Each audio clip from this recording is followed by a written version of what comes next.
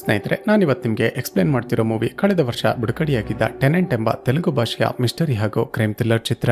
ಈ ಮೂವಿಯ ಕಾನ್ಸೆಪ್ಟ್ ಏನಂದ್ರೆ, ಚಿತ್ರದ ಶುರುವಿನಲ್ಲೇ ಚಿತ್ರದ ಹೀರೋ ತನ್ನ ಹೆಂಡತಿಯನ್ನ ಕೊಲೆ ಮಾಡಿದ್ದಾನೆ ಅಂತ ಅವನನ್ನ ಅರೆಸ್ಟ್ ಮಾಡಿ ಎನ್ಕ್ವೈರಿ ಮಾಡೋದಕ್ಕೆ ಶುರು ಮಾಡ್ತಾರೆ. ಅದೇ ಸಮಯಕ್ಕೆ ಮತ್ತೊಂದು ಕಡೆ ಹೀರೋ ವಾಸ ಮಾಡ್ತಿದ್ದ ಅಪಾರ್ಟ್ಮೆಂಟ್ ನಲ್ಲಿ ಇವನ ಮನೆಯ ಎದುರು ಕಡೆ ವಾಸ ಮಾಡ್ತಿದ್ದ ಒಬ್ಬ ಹುಡುಗ ಆತ್ಮಹತ್ಯೆ ಮಾಡಿಕೊಂಡು ಸತ್ತು ಹೋಗ್ತಾನೆ. ಈ ವಿಷಯ ಗೊತ್ತಾಗ್ತಿದ್ದ ಹಾಗೆ ಪೊಲೀಸರಿಗೆ ತುಂಬಾನೇ ಶಾಕ್ ಆಗಿ 2 ಕೇಸ್ಗಳನ್ನ ಪ್ಯಾರಲಲ್ ಆಗಿ ಎನ್ಕ್ವೈರಿ ಮಾಡೋದಕ್ಕೆ ಶುರು ಮಾಡ್ತಾರೆ. ಸ್ನೇಹಿತರೆ, ಇಲ್ಲಿಂದ ಮುಂದೆ ಚಿತ್ರದಲ್ಲಿ ನೀವ್ಯಾರು ಕೂಡ ಗೆಸ್ ಮಾಡೋದಕ್ಕೇನೆ ಸಾಧ್ಯವಿರದ ಹಲವಾರು ಶಾಕಿಂಗ್ ಟ್ವಿಸ್ಟ್ ಗಳು ರಿವೀಲ್ ಆಗೋದಕ್ಕೆ ಶುರುವಾಗುತ್ತವೆ.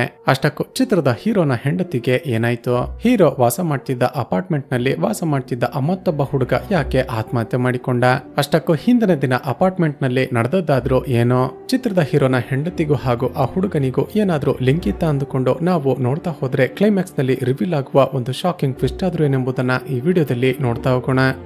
ಚಿತ್ರದ ಮೊದಲ ಸೀನ್ ನಲ್ಲಿ ಚಿತ್ರದ ಹೀರೋ ಆಗಿರುವ ಗೌತಮ್ ನನ್ನ ನೋಡ್ತೀವಿ. ಗೌತಮ್ ರೆಡಿಯಾಗಿ ತನ್ನ ಲಗೇಜ್ ಅನ್ನ ತೆಗೆದುಕೊಂಡು ಬೆಂಗಳೂರಿಗೆ ಹೊರಡ್ತಾನೆ. ಗೌತಮ್ ಮೊದಲು ಬೆಂಗಳೂರಿಗೆ ಹೋಗಿ ಅಲ್ಲಿಂದ ಅಮೆರಿಕಾಗೆ ಹೋಗಬೇಕಾಗಿರುತ್ತೆ. ಯಾಕಂದ್ರೆ ಗೌತಮ್ ಕೆಲಸ ಮಾಡ್ತಿದ್ದ ಕಂಪನಿಯಲ್ಲಿ ಇವನಿಗೆ ಹೈದರಾಬಾದ್ ನಿಂದ ಅಮೆರಿಕಾಗೆ ಟ್ರಾನ್ಸ್ಫರ್ ಆಗಿರುತ್ತೆ.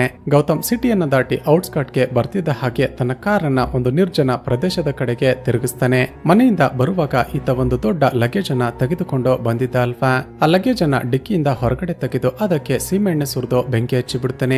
ಆ ದೊಡ್ಡ ಲಗೇಜ್ ಬ್ಯಾಗ್ ಸುಟ್ಟು ಬೂದಿಯಾಗೋವರೆಗೂ ಗೌತಮ್ ಅದನ್ನೇ ನೋಡುತ್ತಾ ಕೂತಿರ್ತಾನೆ. ಆ ಬ್ಯಾಗ್ ಪೂರ್ತಿಯಾಗಿ ಸುಟ್ಟು ಬೂದಿಯಾದ ನಂತರ ಅದರೊಳಗಡೆ ಒಬ್ಬಳು ಮಹಿಳೆಯ ಉಂಗುರ ಸಿಗುತ್ತೆ. ಆ ಉಂಗುರವನ್ನ ನೋಡ್ತಿದ್ದ ಹಾಗೆ ಗೌತಮ್ ತುಂಬಾನೇ ಎಮೋಷನಲ್ ಆಗಿ ಅಳೋದಕ್ಕೆ ಶುರು ಮಾಡ್ತಾನೆ. ಅದೇ ಸಮಯಕ್ಕೆ ಇವನನ್ನ ಹುಡುಕುತ್ತಾ ಅಲ್ಲಿಗೆ ಬಂದ ಪೊಲೀಸರು ಅರೆಸ್ಟ್ ಮಾಡಿಬಿಡ್ತಾರೆ. ನಂತರದ ಸೀನ್ ನಲ್ಲಿ ಲೇಡಿ ಪೊಲೀಸ್ ಇನ್ಸ್ಪೆಕ್ಟರ್ ಆಗಿರುವ ಈಸ್ತರ್ ಗೌತಮ್ ನನ್ನ ಎನ್ಕ್ವೈರಿ ಮಾಡೋದಕ್ಕೆ ಅಂತ ಬರ್ತಾಳೆ. ಮೊದಲಿಗೆ ಗೌತಮ್ ವಾಸ ಮಾಡ್ತಿದ್ದ ಅಪಾರ್ಟ್ಮೆಂಟ್ ನ ಇಬ್ಬರು ಸೆಕ್ಯೂರಿಟಿ ಗಾರ್ಡ್ ಗಳನ್ನ ಇನ್ವೆಸ್ಟಿಗೇಟ್ ಮಾಡ್ತಾಳೆ. ಆ ಸೆಕ್ಯೂರಿಟಿ ಗಾರ್ಡ್ ಗಳು ಹೇಳೋದೇನಂದ್ರೆ, ಮೇಡಮ್ ಎಂದಿನಂತೆ ನಿನ್ನೆ ರಾತ್ರಿ ಅಪಾರ್ಟ್ಮೆಂಟ್ ನಲ್ಲಿ ಕೆಲಸ ಮಾಡ್ತಿದ್ವಿ. ಆಗ ಯಾರೋ ಮೇಲಿನಿಂದ ಕೆಳಗಡೆ ಬಿದ್ದ ಹಾಗೆ ಶಬ್ದ ಆಯ್ತು.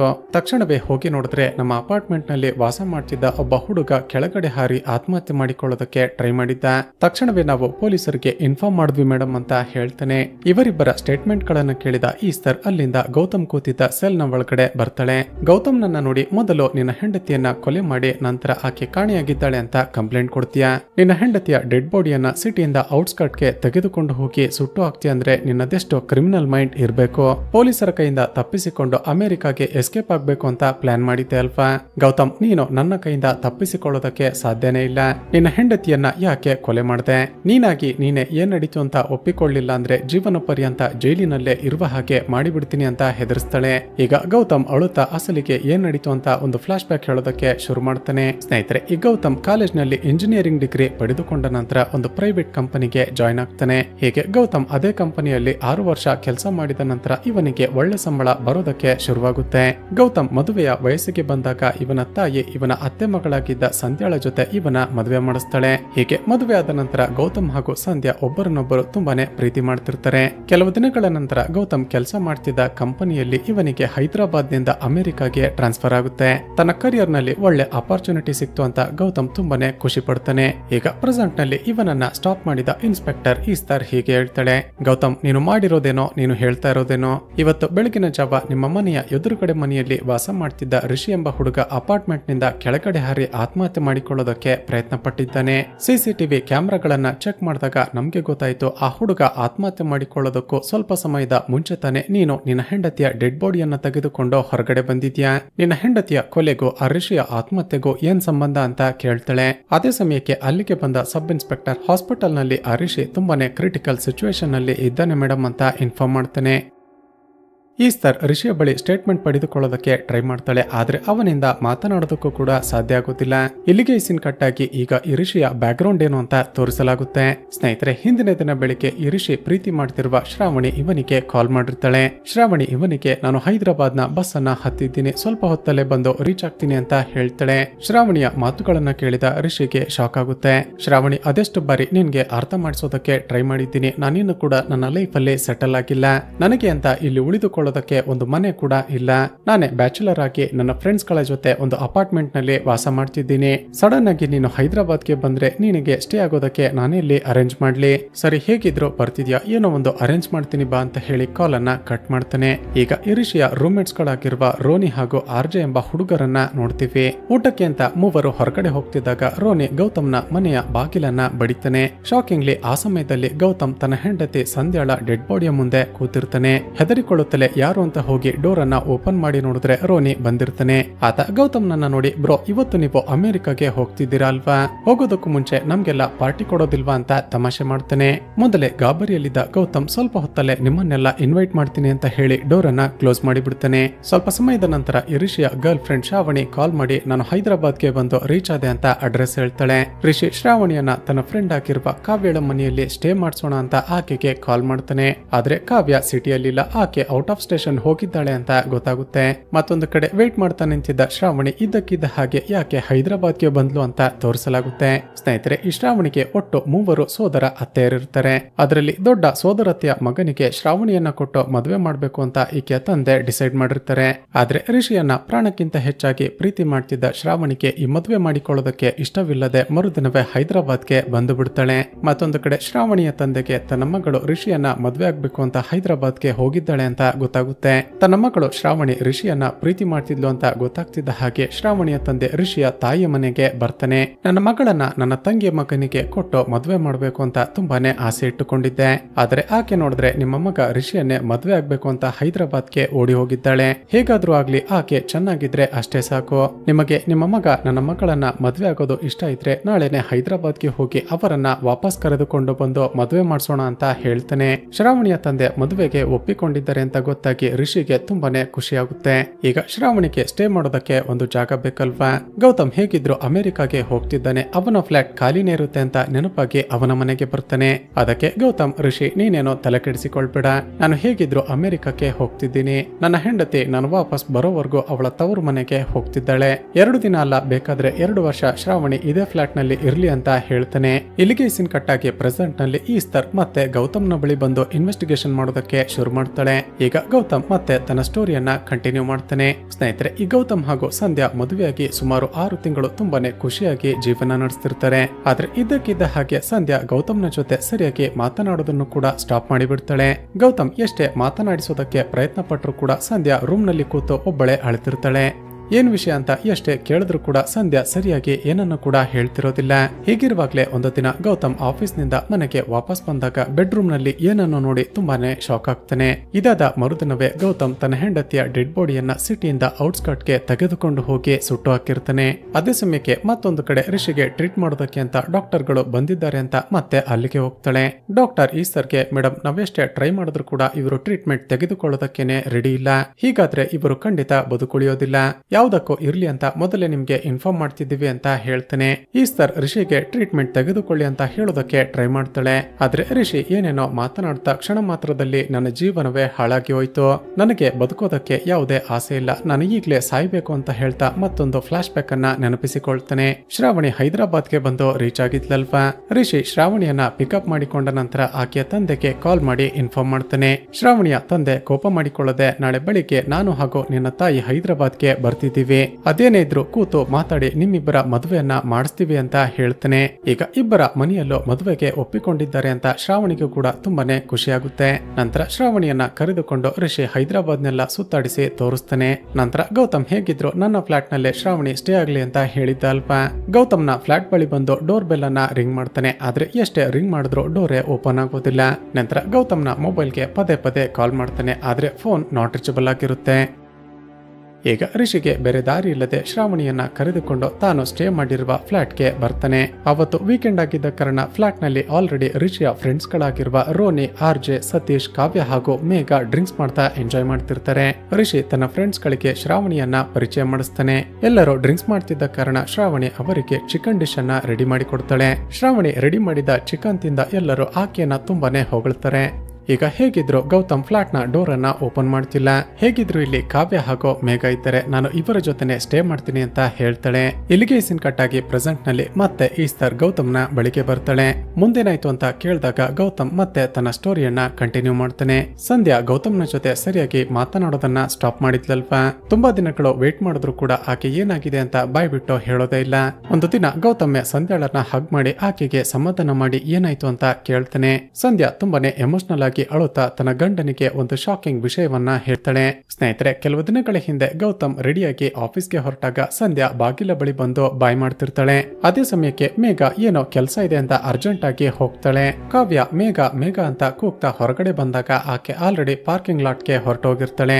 ಆಗ ಕಾವ್ಯ ಅಲ್ಲೇ ನಿಂತಿದ್ದ ಸಂಧ್ಯಾಳ ಫೋನ್ ಅನ್ನ ಇಸ್ಕೊಂಡು ಮೇಘಗೆ ಕಾಲ್ ಮಾಡ್ತಾಳೆ. ಹೇಗೆ ಅಂದಿನಿಂದ ಕಾವ್ಯ ಹಾಗೂ ಸಂಧ್ಯಾ ಫ್ರೆಂಡ್ಸ್ ಆಗ್ತಾರೆ. ದಿನಗಳು ಕಳೆದಂತೆ ಕಾವ್ಯ ಮೇಘ ಹಾಗೂ ಸಂಧ್ಯಾ ಒಟ್ಟಿಗೆ ಶಾಪಿಂಗ್ ಹೋಗೋದಕ್ಕೆ ಶುರು ಮಾಡ್ತಾರೆ. ಕೆಲವು ದಿನಗಳ ನಂತರ ಸಂಧ್ಯಾಳ ಬರ್ತ್ಡೇ ಇದೆ ಅಂತ ಗೊತ್ತಾಗಿ ಮೇಘ ಹಾಗೂ ಕಾವ್ಯ 5 ಸ್ಟಾರ್ ಚಾಕ್ಲೇಟ್ ತಗೊಂಡು ಅವಳ ಫ್ಲಾಟ್ಗೆ ಬರ್ತಾರೆ. ಸ್ನೇಹಿತರೆ, ಸಂಧ್ಯಾಗೆ 5 ಸ್ಟಾರ್ ಚಾಕ್ಲೇಟ್ಸ್ ಅಂದ್ರೆ ತುಂಬಾನೇ ಇಷ್ಟ ಇರುತ್ತೆ.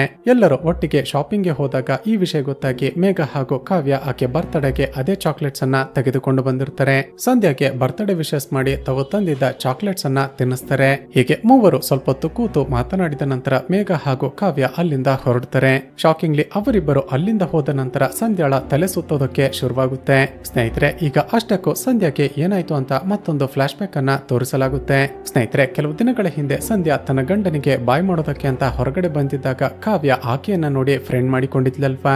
ಆ ದಿನ ಸಾಯಂಕಾಲ ವಾಪಸ್ ಮೇಘ ಫ್ಲಾಟ್ಗೆ ಬಂದಾಗ ಕಾವ್ಯ ಹೀಗೆ ಹೇಳ್ತಾಳೆ. ಮೇಘ, ನಮ್ಮ ಫ್ಲಾಟ್ ನ ಎದುರು ಕಡೆ ಸಂಧ್ಯಾ ಹಾಗೂ ಗೌತಮ್ ಎಂಬ ಇಬ್ಬರು ಹೊಸದಾಗಿ ಮದುವೆ ಆಗಿರುವ ಕಪಲ್ಸ್ ಬಂದಿದ್ದಾರೆ. ಆ ಸಂಧ್ಯಾ ನೋಡೋದಕ್ಕೆ ಎಷ್ಟು ಟ್ರೆಡಿಷನಲ್ ಹಾಗೂ ಸುಂದರವಾಗಿದ್ದಾಳೆ ಗೊತ್ತಾ. ಸಂಧ್ಯಾಳಂತ ಹುಡುಗಿ ಸಿಗ್ಬೇಕು ಅಂದ್ರೆ ಗೌತಮ್ ತುಂಬಾನೇ ಅದೃಷ್ಟ ಮಾಡಿದ್ದ ಅನ್ಸುತ್ತೆ. ನಾನೇನಾದ್ರೂ ಹುಡುಗ ಆಗಿದ್ರೆ ಅಂತ ಹೆಂಡತಿನೇ ಸಿಗ್ಬೇಕು ಅಂತ ಪ್ರೇ ಮಾಡ್ತಿದ್ದೆ ಅಂತ ಹೇಳ್ತಾಳೆ. ಶಾಕಿಂಗ್ಲಿ ಅಲ್ಲೇ ಕೂತು ನಶೆ ಮಾಡ್ತಿದ್ದ ರೋನಿ ಕಾವ್ಯ ಹೇಳ್ತಿರೋದನ್ನ ಕೇಳಿಸಿಕೊಳ್ತಾನೆ. ಕಾವ್ಯ ಹೇಳ್ತಿರುವ ಆ ಗೌತಮ್ನ ಹೆಂಡತಿ ಸಂಧ್ಯಾ ಅಷ್ಟೊಂದು ಸುಂದರವಾಗಿದ್ದಾಳೆ. ಸಂಧ್ಯಾಳನ್ನ ನಾನು ಕೂಡ ಒಮ್ಮೆ ನೋಡ್ಬೇಕಲ್ಲ ಅಂತ ಆಕೆ ಫ್ಲಾಟ್ ನಿಂದ ಹೊರಗಡೆ ಬಂದಾಗ ನೋಡ್ತಾನೆ. ಸುಂದರವಾಗಿದ್ದ ಸಂಧ್ಯಾಳನ್ನ ನೋಡ್ತಿದ್ದ ಹಾಗೆ ಈ ರೋನಿ ಆಕೆ ಮೇಲೆ ಆಸೆ ಪಡೋದಕ್ಕೆ ಶುರು ಮಾಡ್ತಾನೆ. ಆಕೆ ಎಲ್ಲಿಗಾದ್ರೂ ಹೋದ್ರೆ ಬಂದ್ರೆ ಆಕೆಯನ್ನೇ ಫಾಲೋ ಮಾಡೋದಕ್ಕೆ ಶುರು ಮಾಡ್ತಾನೆ. ಸ್ನೇಹಿತರೆ, ದಿನಗಳು ಕಳೆದಂತೆ ದೊಡ್ಡ ವುಮೆನೈಸರ್ ಆಗಿದ್ದ ಈ ರೋನಿ ಸಂಧ್ಯಾಳ ಜೊತೆ ಇಂಟಿಮೇಟ್ ಆಗ್ಬೇಕು ಅಂತ ಆಸೆ ಪಡೋದಕ್ಕೆ ಶುರು ಮಾಡ್ತಾನೆ. ಸಂಧ್ಯಾಳ ಗಂಡ ಗೌತಮ್ ಎಷ್ಟೊತ್ತಿಗೆ ಆಫೀಸ್ಗೆ ಹೋಗ್ತಾನೆ, ಎಷ್ಟೊತ್ತಿಗೆ ಮನೆಗೆ ಬರ್ತಾನೆ ಎಲ್ಲವನ್ನ ನೋಟ್ ಮಾಡಿಕೊಳ್ತಾನೆ. ಹೀಗಿರುವಾಗ್ಲೇ ಒಂದು ದಿನ ಸಂಧ್ಯಾಳ ಬರ್ತ್ಡೇ ಇದೆ ಅಂತ ರೋನಿಗೆ ಗೊತ್ತಾಗಿರುತ್ತೆ. ಆಕೆಗೆ ಕೊಡ್ಬೇಕು ಅಂತ ಕಾವ್ಯ ಹಾಗೂ ಮೇಘ 5 ಸ್ಟಾರ್ ಚಾಕ್ಲೇಟ್ಸ್ ಅನ್ನ ತಂದಿದ್ರಲ್ವಾ. ಆ ಚಾಕ್ಲೇಟ್ಸ್ ನಲ್ಲಿ ಈ ರೋನಿ ಮೇಘ ಹಾಗೂ ಕಾವ್ಯಗೆ ಗೊತ್ತಾಗದ ಹಾಗೆ ಮತ್ತು ಬರುವ ಔಷಧಿಯನ್ನ ಇಂಜೆಕ್ಟ್ ಮಾಡಿಬಿಡ್ತಾನೆ. ಈ ವಿಷಯ ಗೊತ್ತಿಲ್ಲದೆ ಮೇಘ ಹಾಗೂ ಕಾವ್ಯ ಹೋಗಿ ಸಂಧ್ಯಾಳಿಗೆ ವಿಶ್ ಮಾಡಿ ಚಾಕ್ಲೇಟ್ಸ್ ಅನ್ನ ತಿನ್ಸಿರ್ತಾರೆ. ಈಗ ಆಬ್ವಿಯಸ್ಲಿ ಆ ಚಾಕ್ಲೇಟ್ಸ್ ತಿಂದಿದ್ದ ಸಂಧ್ಯಾಗೆ ತಲೆ ಸುತ್ತೋದಕ್ಕೆ ಶುರುವಾಗುತ್ತೆ. ಇದೇ ಚಾನ್ಸ್ಗಾಗಿ ಕಾಯ್ತಿದ್ದ ರೋನಿ ಅಲ್ಲಿಗೆ ಬಂದು ಆಕೆಯನ್ನ ಎತ್ತಿಕೊಂಡು ಬೆಡ್ರೂಮ್ಗೆ ಹೋಗಿ ಆಕೆಯ ಮೇಲೆ ಅತ್ಯಾಚಾರ ಮಾಡಿಬಿಡ್ತಾನೆ. ನಶೆಯಲ್ಲಿದ್ದ ರೋನಿ ಹೋಗುವಾಗ ಹೀಗೆ ಹೇಳ್ತಾನೆ. ಸಂಧ್ಯಾ, ಎಷ್ಟೋ ದಿನಗಳಿಂದ ಈ ಚಾನ್ಸ್ಗಾಗಿ ನಾನು ಕಾಯ್ತಿದ್ದೆ. ನಿನ್ನ ಗಂಡನ ಜೊತೆ ನಿನ್ನ ಜೀವನ ಚೆನ್ನಾಗಿರ್ಬೇಕು ಅಂದ್ರೆ ಈ ವಿಷಯವನ್ನ ಅವನಿಗೆ ಹೇಳೋದಕ್ಕೆ ಹೋಗ್ಬೇಡ ಅಂತ ಹೇಳಿ ಅಲ್ಲಿಂದ ಹೊರಟು ಹೋಗ್ತಾನೆ. ಸ್ವಲ್ಪ ಸಮಯದ ನಂತರ ಪ್ರಜ್ಞೆ ಬಂದಾಗ ಸಂಧ್ಯಾಗೆ ತನ್ನ ಮೇಲೆ ಅತ್ಯಾಚಾರ ಆಗಿದೆ ಅಂತ ಗೊತ್ತಾಗಿ ಒಂದು ರೀತಿ ಟ್ರಾಮಟೈಸ್ ಆಗಿ ಬಿಡ್ತಾಳೆ. ಆ ಶಾಕ್ ನಿಂದ ಹೊರಗಡೆ ಬರೋದಕ್ಕೆ ಸಾಧ್ಯವಾಗದೆ ತನ್ನ ಗಂಡನ ಜೊತೆ ಸರಿಯಾಗಿ ಮಾತನಾಡೋದನ್ನು ಕೂಡ ಸ್ಟಾಪ್ ಮಾಡಿರ್ತಾಳೆ. ತನ್ನ ಹೆಂಡತಿಗೆ ಹೀಗೆಲ್ಲ ಆಯ್ತಾ ಅಂತ ಗೌತಮ್ಗೆ ಗೊತ್ತಾಗಿ ತುಂಬಾನೇ ಎಮೋಷನಲ್ ಆಗಿ ಅಳ್ತಾನೆ. ಈಗ ಪ್ರೆಸೆಂಟ್ ನಲ್ಲಿ ಇನ್ಸ್ಪೆಕ್ಟರ್ ಈಸ್ಟರ್ ರಿಷಿಯನ್ನ ಹೋಗಿ ಭೇಟಿ ಮಾಡಿದ್ಲಲ್ವಾ. ಆತ ಕೊಟ್ಟಿದ್ದ ಸ್ಟೇಟ್ಮೆಂಟ್ ನ ಪ್ರಕಾರ ಶಾಕಿಂಗ್ಲಿ ರಿಷಿಗೆ ಹಾಗೂ ಶ್ರಾವಣಿಗೆ ಏನಾಯ್ತು ಅಂತ ಎಕ್ಸ್ಪ್ಲೇನ್ ಮಾಡ್ತಾಳೆ. ಸ್ನೇಹಿತರೆ, ಗೌತಮ್ ಡೋರ್ ಅನ್ನ ಓಪನ್ ಮಾಡದ ಕಾರಣ ರಿಷಿ ಶ್ರಾವಣಿಯನ್ನ ಕರೆದುಕೊಂಡು ತನ್ನ ಫ್ಲಾಟ್ಗೆ ಬಂದಿದ್ದ ಅಲ್ವಾ. ಆಗ ಇವನ ಎಲ್ಲ ಫ್ರೆಂಡ್ಸ್ ಗಳು ಡ್ರಿಂಕ್ಸ್ ಮಾಡ್ತಾ ನಶೆಯಲ್ಲಿದ್ರಲ್ವಾ. ಶ್ರಾವಣಿ ಇವರಿಗೆಲ್ಲ ತಿನ್ನೋದಕ್ಕೆ ಅಂತ ಚಿಕನ್ ಡಿಶ್ ಅನ್ನ ರೆಡಿ ಮಾಡ್ತಿದ್ರೆ ಶಾಕಿಂಗ್ಲಿ ಆ ವುಮೆನೈಸರ್ ರೋನಿಯ ಕಣ್ಣು ಶ್ರಾವಣಿಯ ಮೇಲೂ ಕೂಡ ಬೀಳುತ್ತೆ. ಎಲ್ಲರೂ ಕೂತು ಡಿನ್ನರ್ ಮಾಡಿದ ನಂತರ ರಿಷಿ ಶ್ರಾವಣಿಯನ್ನ ಕರೆದುಕೊಂಡು ತನ್ನ ರೂಮ್ಗೆ ಹೋಗ್ತಾನೆ. ಅತಿಯಾಗಿ ಕುಡಿದು ನಶೆಯಲ್ಲಿದ್ದ ರೋನಿ ಹೋಗಿ ರಿಷಿಯ ರೂಮ್ ನ ಡೋರ್ ಅನ್ನ ಬಡಿತಾನೆ. ರಿಷಿ ಡೋರ್ ಓಪನ್ ಮಾಡಿ ಏನ್ ಬೇಕು ಅಂತ ಕೇಳ್ತಾನೆ. ಮೊದಲೇ ನಶೆಯಲ್ಲಿದ್ದ ರೋನಿ ವಿಚಿತ್ರವಾಗಿ ನಗುತ್ತಾ ಶ್ರಾವಣಿಯನ್ನ 5 ನಿಮಿಷ ನನ್ಗೆ ಕೊಡು ಅಂತ ಕೇಳ್ತಾನೆ. ಇವನ ಮಾತುಗಳನ್ನ ಕೇಳಿದ ರಿಷಿಗೆ ಕೋಪ ಬರುತ್ತೆ. ಆದ್ರೆ ಕುಡಿದ ನಶೆಯಲ್ಲಿ ರೋನಿ ಹೀಗೆಲ್ಲ ಮಾತನಾಡ್ತಿರ್ಬಹುದು ಅಂತ ಅವನನ್ನ ಅಲ್ಲಿಂದ ಹೋಗೋದಕ್ಕೆ ಹೇಳ್ತಾನೆ. ಆದ್ರೆ ಶಾಕಿಂಗ್ಲಿ ರೋನಿ ರಿಷಿಯನ್ನ ಎಳೆದು ಹೊರಗಡೆ ಹಾಕಿ ತನ್ನ ರೂಮ್ ನ ಒಳಗಡೆ ಹೋಗಿ ಡೋರ್ ಅನ್ನ ಲಾಕ್ ಮಾಡಿಕೊಂಡು ಬಿಡುತ್ತಾನೆ. ಶ್ರಾವಣಿಗೆ ಭಯ ಆಗಿ ಜೋರಾಗಿ ಕಿರ್ಚಾಡೋದಕ್ಕೆ ಶುರು ಮಾಡ್ತಾಳೆ. ಆದ್ರೆ ಹೊರಗಡೆ ಇದ್ದ ಆರ್ಜೆ, ಸತೀಶ್, ಮೇಘ ಹಾಗೂ ಕಾವ್ಯ ಅತಿಯಾಗಿ ಕುಡಿದು ಟೈಟ್ ಆಗಿದ್ದ ಕಾರಣ ಎಲ್ಲರೂ ಪ್ರಜ್ಞೆ ತಪ್ಪಿ ಮಲಗಿಕೊಂಡಿರ್ತಾರೆ. ರಿಷಿ ತಕ್ಷಣವೇ ರೂಮ್ ನ ಡೋರ್ ಡೋರ್ ಅನ್ನ ಒಡೆದು ಒಳಗಡೆ ಬರಬೇಕು ಅನ್ನೋಷ್ಟರಲ್ಲಿ ಶಾಕಿಂಗ್ಲಿ ರೋನಿ ಶ್ರಾವಣಿಯ ಮೇಲೆ ಅತ್ಯಾಚಾರ ಮಾಡೇ ಬಿಡ್ತಾನೆ. ಸ್ವಲ್ಪ ಸಮಯದ ನಂತರ ರೋನಿ ರೂಮ್ ನಿಂದ ಹೊರಗಡೆ ಬರ್ತಾನೆ. ತನ್ನ ಪ್ರಾಣ ಸ್ನೇಹಿತನೇ ತನ್ನ ಲವರ್ ಮೇಲೆ ಅತ್ಯಾಚಾರ ಮಾಡಿಬಿಟ್ನಲ್ಲ ಅಂತ ರಿಷಿಗೆ ತುಂಬಾನೇ ಶಾಕ್ ಆಗುತ್ತೆ. ಅದೇ ಕೋಪದಲ್ಲಿ ರೋನಿಗೆ ಹೊಡೆಯೋದಕ್ಕೆ ಹೋಗ್ತಾನೆ. ಆಗ ಶಾಕಿಂಗ್ಲಿ ಆರ್ಜೆ ಹಾಗೂ ಸತೀಶ್ ಹಿಂದಿನಿಂದ ಬಂದು ರಿಷಿಗೆನೆ ಹೊಡೆದು ಬಿಡ್ತಾರೆ. ನಂತರ ಇವರಿಬ್ಬರು ಕೂಡ ರೂಮ್ ನ ಒಳಗಡೆ ಹೋಗಿ ಶಾಕಿಂಗ್ಲಿ ಶ್ರಾವಣಿಯ ಮೇಲೆ ಅತ್ಯಾಚಾರ ಮಾಡೇ ಬಿಡ್ತಾರೆ. ರಿಷಿ ಡೋರ್ ಅನ್ನ ಓಪನ್ ಮಾಡ್ಬೇಕು ಅಂತ ಎಷ್ಟೇ ಪ್ರಯತ್ನ ಪಟ್ಟರು ಕೂಡ ರೋನಿ ಅವನನ್ನ ಹಿಡಿದುಕೊಂಡಿರ್ತಾನೆ. ತನ್ನ ಫ್ರೆಂಡ್ಸ್ ಗಳೇ ತಾನು ಪ್ರೀತಿ ಮಾಡ್ತಿರುವ ಹುಡುಗಿಯ ಮೇಲೆ ಅತ್ಯಾಚಾರ ಮಾಡಿಬಿಟ್ರಲ್ಲ ಅಂತ ರಿಷಿ ಒಂದು ರೀತಿ ಟ್ರಾಮಟೈಸ್ ಆಗಿರ್ತಾನೆ. ಅದೇ ಕೋಪದಲ್ಲಿ ಒಬ್ಬೊಬ್ಬರಿಗೂ ಸರಿಯಾಗಿ ಹೊಡೆಯೋದಕ್ಕೆ ಶುರು ಮಾಡ್ತಾನೆ. ಒಬ್ಬರ ಕಣ್ಣನ್ನ ಕಿತ್ತು ಸಾಯಿಸಿದ್ರೆ ಮತ್ತೊಬ್ಬನ ತಲೆ ಮೇಲೆ ಗ್ಯಾಸ್ ಸಿಲಿಂಡರ್ ಅನ್ನ ಎತ್ತಿ ಹಾಕಿ ಸಾಯಿಸಿ ಬಿಡ್ತಾನೆ. ಈ ಗಲಾಟೆ ಕೇಳಿ ಕಾವ್ಯ ಹಾಗೂ ಮೇಘಾಗೆ ಎಚ್ಚರವಾಗುತ್ತೆ. ಫ್ಲಾಟ್ ನಲ್ಲಿ ನಡೆದಿರುವ ಕೊಲೆಗಳನ್ನ ಹಾಗೂ ಅತ್ಯಾಚಾರವನ್ನ ನೋಡಿ ತಕ್ಷಣವೇ ಅಲ್ಲಿಂದ ಹೆದರಿಕೊಂಡು ಓಡಿ ಹೋಗ್ತಾರೆ. ಅದೇ ಸಮಯಕ್ಕೆ ರೂಮ್ ನಲ್ಲಿದ್ದ ಶ್ರಾವಣಿ ಸುಧಾರಿಸಿಕೊಂಡು ಹೊರಗಡೆ ಬರ್ತಾಳೆ. ರಿಷಿ, ನೀನೆಷ್ಟೇ ಹೇಳಿದ್ರು ಕೂಡ ನಿನ್ನ ಮಾತನ್ನ ಕೇಳದೆ ನಾನು ಹೈದರಾಬಾದ್ಗೆ ಬಂದಿದ್ದು ನನ್ನದೇ ತಪ್ಪು. ರಿಷಿ ಆಕೆಗೆ ಸಮಾಧಾನ ಮಾಡ್ತಾ, ಶ್ರಾವಣಿ, ನಡೆದದೆಲ್ಲ ಒಂದು ಕೆಟ್ಟ ಕನಸು ಅಂತ ಮರೆತು ಬಿಡು. ನಾವಿಬ್ರು ಈ ಹೈದರಾಬಾದ್ ನಲ್ಲಿ ಇರೋದೇ ಬೇಡ. ನಾಳೆನೆ ನಾವಿಬ್ರು ಬೆಂಗಳೂರಿಗೆ ಹೊರಟು ಹೋಗೋಣ. ಮದುವೆಯಾಗಿ ನಾವಿಬ್ರು ಹೊಸ ಜೀವನವನ್ನ ಸ್ಟಾರ್ಟ್ ಮಾಡೋಣ ಅಂತ ಹೇಳ್ತೇನೆ. ಆದ್ರೆ ಇದ್ದಕ್ಕಿದ್ದ ಹಾಗೆ ಬಾಲ್ಕನಿಗೆ ಓಡಿ ಹೋದ ಶ್ರಾವಣಿ ಅಲ್ಲಿಂದ ಕೆಳಗಡೆ ಹಾರಿ ಬಿಡ್ತಾಳೆ. ಇದನ್ನ ನೋಡಿ ಒಂದೇ ಸರಿ ಶಾಕ್ ಆದ ರಿಷಿ ಕೂಡ ಬಾಲ್ಕನಿಯಿಂದ ಕೆಳಗಡೆ ಜಂಪ್ ಮಾಡಿ ಬಿಡ್ತಾನೆ. ಮೇಲಿಂದ ಕೆಳಗಡೆ ಬಿದ್ದ ಕಾರಣ ಶ್ರಾವಣಿ ಆನ್ ದ ಸ್ಪಾಟ್ ಸತ್ತು ಹೋಗ್ತಾಳೆ. ರಿಷಿಯ ತಲೆಗೆ ತುಂಬಾನೇ ಪೆಟ್ಟಾಗಿದ್ದ ಕಾರಣ ತಕ್ಷಣವೇ ಅವನನ್ನ ಆಸ್ಪತ್ರೆಗೆ ಅಡ್ಮಿಟ್ ಮಾಡಿರ್ತಾರೆ. ಇವರಿಬ್ಬರಿಗೆ ಮದ್ವೆ ಮಾಡಿಸ್ಬೇಕು ಅಂತ ಹೈದರಾಬಾದ್ಗೆ ಬಂದಿದ್ದ ಇವರಿಬ್ಬರ ಅಪ್ಪ ಅಮ್ಮ ಇವರ ಪರಿಸ್ಥಿತಿಯನ್ನ ನೋಡಿ ತುಂಬಾನೇ ದುಃಖದಿಂದ ಅಳ್ತಾರೆ. ಸ್ನೇಹಿತರೆ, ಶ್ರಾವಣಿಯನ್ನ ಪ್ರಾಣಕ್ಕಿಂತ ಹೆಚ್ಚಾಗಿ ಪ್ರೀತಿ ಮಾಡ್ತಿದ್ದ ರಿಷಿಗೆ ಆಕೆಯನ್ನ ಕಳೆದುಕೊಂಡು ಜೀವನ ನಡೆಸೋದಕ್ಕೆ ಇಷ್ಟ ಇರೋದಿಲ್ಲ. ಇದೇ ಕಾರಣಕ್ಕೇನೆ ರಿಷಿ ಆಸ್ಪತ್ರೆಯಲ್ಲಿ ಟ್ರೀಟ್ಮೆಂಟ್ಗೆ ಕೋಆಪರೇಟ್ ಮಾಡದೆ ತಾನು ಸಾಯ್ಬೇಕು ಅಂತ ಹೇಳ್ತಿರ್ತಾನೆ. ಶಾಕಿಂಗ್ಲಿ ಈಗ ರಿಷಿ ಕೂಡ ಆಸ್ಪತ್ರೆಯಲ್ಲಿ ಸತ್ತು ಹೋಗ್ತಾನೆ. ಈಗ ಈಸ್ಟರ್ ಮತ್ತೆ ಗೌತಮ್ ಬಳಿ ಬರ್ತಾಳೆ. ಗೌತಮ್, ನಿನ್ನ ಹೆಂಡತಿಗೆ ನಿಜವಾಗಿಯೂ ಏನಾಯ್ತು ಅಂತ ಇನ್ನು ಕೂಡ ಹೇಳಲಿಲ್ಲ. ನಿನ್ನನ್ನ ನೋಡಿದ್ರೆ ನೀನು ನಿನ್ನ ಹೆಂಡತಿಯನ್ನ ಕೊಲೆ ಮಾಡೋದಕ್ಕೆ ಸಾಧ್ಯನೇ ಇಲ್ಲ ಅಂತ ಅನ್ನಿಸ್ತಿದೆ. ಹೇಳು, ನಿಜವಾಗಿಯೂ ಏನ್ ನಡೀತು ಅಂತ ಕೇಳ್ತಾಳೆ. ಸ್ವಲ್ಪ ಹೊತ್ತು ಏನನ್ನು ಮಾತನಾಡದೆ ಸುಮ್ಮನೆ ಕೂತಿದ್ದ ಗೌತಮ್ ಅಲ್ಲೇ ಇದ್ದ ಪೊಲೀಸ್ ಗನ್ನನ್ನ ತೆಗೆದುಕೊಂಡು ತನ್ನ ತಲೆಗೆ ಶೂಟ್ ಮಾಡ್ಕೊಂಡು ಸತ್ತು ಹೋಗ್ತಾನೆ. ಇದನ್ನ ನೋಡಿದ ಈಸ್ಟರ್ ಹಾಗೂ ಬೇರೆ ಪೊಲೀಸರಿಗೆ ಒಂದೇ ಸಾರಿ ಶಾಕ್ ಆಗಿ ಬಿಡುತ್ತೆ. ಈಗ ಈಸ್ಟರ್ಗೆ ನಿಜವಾಗಿಯೂ ಗೌತಮೆ ತನ್ನ ಹೆಂಡತಿಯನ್ನ ಕೊಲೆ ಮಾಡನ ಅಂತ ಪ್ರಶ್ನೆ ಕಾಡ್ತಿರುತ್ತೆ. ಒಂದು ಸಾರಿ ಈ ಗೌತಮ್ ತನ್ನ ಹೆಂಡತಿ ಸಂಧ್ಯಾಳ ಡೆಡ್ ಬಾಡಿಯನ್ನ ಸುಟ್ಟು ಹಾಕಿದ್ದ ಜಾಗವನ್ನ ನೋಡ್ಬೇಕು ಅಂತ ಅಲ್ಲಿಗೆ ಹೋಗ್ತಾಳೆ. ಅಲ್ಲಿಂದ ಸ್ವಲ್ಪವೇ ದೂರದಲ್ಲಿ ರಾಮ, ಲಕ್ಷ್ಮಣ ಹಾಗೂ ಸೀತಾಮಾತೆಯ ದೇವಸ್ಥಾನ ಇರುತ್ತೆ. ದೇವರ ಮೂರ್ತಿಯನ್ನ ನೋಡ್ತಿದ್ದಾಗ ದೇವರ ಕಾಲ ಬಳಿ ಒಂದು ಲೆಟರ್ ಇರೋದನ್ನ ಅಬ್ಸರ್ವ್ ಮಾಡ್ತಾಳೆ. ಸ್ನೇಹಿತರೆ, ಆ ಲೆಟರ್ ಬೇರೆ ಯಾವುದೂ ಅಲ್ಲ, ಸಂಧ್ಯಾ ಆತ್ಮಹತ್ಯೆ ಮಾಡಿಕೊಳ್ಳೋದಕ್ಕೂ ಮುಂಚೆ ತಾನು ಬರೆದಿರುವ ಡೆತ್ ನೋಟ್ ಆಗಿರುತ್ತೆ. ಆ ಲೆಟರ್ ನಲ್ಲಿ ಸಂಧ್ಯಾ ತುಂಬಾನೇ ಎಮೋಷನಲ್ ಆಗಿ ಹೀಗೆ ಬರ್ತಿರ್ತಾಳೆ. ಗೌತಮ್, ನಿನ್ನಂತ ದೊಡ್ಡ ಮನಸ್ಸಿನ ವ್ಯಕ್ತಿ ನನಗೆ ಗಂಡ ಆಗಿ ಸಿಕ್ಕಿರೋದು ನನ್ನ ಪುಣ್ಯ. ನನ್ನ ಮೇಲೆ ಅತ್ಯಾಚಾರ ಆಗಿತ್ತು ಅಂತ ಗೊತ್ತಿದ್ರು ಕೂಡ ನೀನು ನಾರ್ಮಲ್ ಆಗಿ ಬಿಹೇವ್ ಮಾಡ್ತಿದ್ಯಾ. ಏನು ಕೂಡ ಆಗೇ ಇಲ್ಲ ಅನ್ನೋ ಹಾಗೆ ಮೊದಲಿಗಿಂತ ಜಾಸ್ತಿ ಪ್ರೀತಿ ತೋರಿಸ್ತಿದ್ಯಾ. ಆದ್ರೆ ಆ ಘಟನೆಯನ್ನ ನನ್ನ ಕೈಲಿ ಮರೆಯೋದಕ್ಕೆ ಸಾಧ್ಯವಾಗ್ತಿಲ್ಲ. ಆ ಘಟನೆಯ ಬಗ್ಗೆ ನಿನ್ನ ಬಳಿ ಹೇಳಿದ ನಂತರ ನೀನು ನನ್ನ ಮೇಲೆ ತೋರಿಸ್ತಿರುವ ಆ ಪ್ರೀತಿ ನಿಜವಾಗಿಯೂ ಪ್ರೀತಿನ ಅಥವಾ ಕರುಣೆನ ಅಂತ ನನಗೇನೆ ಕನ್ಫ್ಯೂಷನ್ ಆಗ್ತಿದೆ. ಆ ಘಟನೆಯನ್ನ ಮರೆತು ನನಗೆ ನಾರ್ಮಲ್ ಆಗಿ ಜೀವನ ನಡೆಸೋದಕ್ಕೆ ಸಾಧ್ಯವಾಗ್ತಿಲ್ಲ. ಆತ್ಮಹತ್ಯೆ ಮಾಡಿಕೊಳ್ಳೋದು ಹೇಡಿಗಳ ಕೆಲಸನೋ ಅಥವಾ ಧೈರ್ಯ ಇದ್ದವರು ಮಾಡುವ ಕೆಲಸನೋ ನನಗೆ ಗೊತ್ತಿಲ್ಲ. ಆದ್ರೆ ಆತ್ಮಹತ್ಯೆ ಮಾಡಿಕೊಳ್ಳದೆ ನನಗಾಗಿರುವ ಪ್ರಾಬ್ಲಮ್ಗೆ ಸೊಲ್ಯೂಷನ್ ಅಂತ ಅನಿಸ್ತಿದೆ. ಗೌತಮ್, ನಾನು ಆತ್ಮಹತ್ಯೆ ಮಾಡಿಕೊಂಡಿದ್ದೆ ಅಂತ ಯಾರಿಗೂ ಕೂಡ ಗೊತ್ತಾಗಬಾರ್ದು. ನನ್ನ ತಂದೆ ತಾಯಿಗೂ ಕೂಡ ಹೇಳೋದಕ್ಕೆ ಹೋಗ್ಬೇಡ ಅಂತ ಬರೆದಿಟ್ಟು ಸತ್ತೋಗಿರ್ತಾಳೆ. ಸ್ನೇಹಿತರೆ, ತನ್ನ ಹೆಂಡತಿಯ ಕೊನೆಯ ಆಸೆಯನ್ನ ಈಡೇರಿಸಬೇಕು ಅಂತ ಗೌತಮ್ ಡಿಸೈಡ್ ಮಾಡ್ತಾನೆ. ಇದೇ ಕಾರಣಕ್ಕೆ ತನ್ನ ಹೆಂಡತಿಯ ಡೆಡ್ ಬಾಡಿ ಯಾರಿಗೂ ಸಿಗಬಾರ್ದು ಅಂತ ಸಿಟಿಯಿಂದ ಔಟ್ಸ್ಕಟ್ಗೆ ತೆಗೆದುಕೊಂಡು ಬಂದು ಸುಟ್ಟು ಹಾಕಿರ್ತಾನೆ. ಹೀಗೆ ಅರೆಸ್ಟ್ ಆದ ನಂತರ ಸಂಧ್ಯಾಳನ್ನ ಬಿಟ್ಟಿರೋದಕ್ಕೆ ಗೌತಮ್ನ ಕೈಯಲ್ಲೂ ಕೂಡ ಸಾಧ್ಯವಾಗದ ಕಾರಣ ಅವನನ್ನು ಆತ್ಮಹತ್ಯೆ ಮಾಡಿಕೊಂಡು ಸತ್ತೋಗಿರ್ತಾನೆ. ಕ್ಲೈಮ್ಯಾಕ್ಸ್ ನಲ್ಲಿ ಸಂಧ್ಯಾ ಹಾಗೂ ಗೌತಮ್ನ ಮನೆಯವರಿಗೆ ಈ ವಿಚಾರ ಗೊತ್ತಾಗಿ ತುಂಬಾನೇ ದುಃಖದಿಂದ ಅಳ್ತಾರೆ. ಚಿತ್ರದ ಎಂಡ್ಸಿನಲ್ಲಿ ಒಂದು ಎಮೋಷನಲ್ ಹಾಗೂ ಸೊಸೈಟಿಯ ರಿಯಾಲಿಟಿ ತೋರಿಸುವ ಒಂದು ಕೋಟ್ ಅನ್ನ ತೋರಿಸ್ತಾರೆ. ಮನುಷ್ಯ ಚಂದ್ರನ ಮೇಲೆ ಕಾಲಿಟ್ರು ಕೂಡ ಭೂಮಿಯ ಮೇಲೆ ಮಹಿಳೆಗೆ ಸುರಕ್ಷತೆ ಇಲ್ಲ. ನಮ್ಮ ಸುರಕ್ಷತೆ ನಮ್ಮ ಕೈಯಲ್ಲೇ ಇದೆ ಅಂತ ತೋರಿಸಲಾಗುತ್ತೆ ಹಾಗೂ ಇಲ್ಲಿಗೆ ಈ ಚಿತ್ರ ಮುಕ್ತಾಯವಾಗುತ್ತೆ. ಸ್ನೇಹಿತರೆ, ಈ ಚಿತ್ರದ ಕಥೆಯನ್ನ ನೋಡಿದ್ಮೇಲೆ ನಿಮ್ಗೇನ್ ಅನಿಸ್ತು ಅಂತ ಕೆಳಗಡೆ ಕಮೆಂಟ್ ಮಾಡಿ. ಇದೇ ರೀತಿಯ ವಿಡಿಯೋಸ್ಗಾಗಿ ಈ ಚಾನಲ್ ಅನ್ನ ಸಬ್ಸ್ಕ್ರೈಬ್ ಮಾಡಿಕೊಂಡು ಪಕ್ಕದಲ್ಲೇ ಇರುವ ಬೆಲ್ ಐಕಾನ್ ಅನ್ನ ಕ್ಲಿಕ್ ಮಾಡಿ.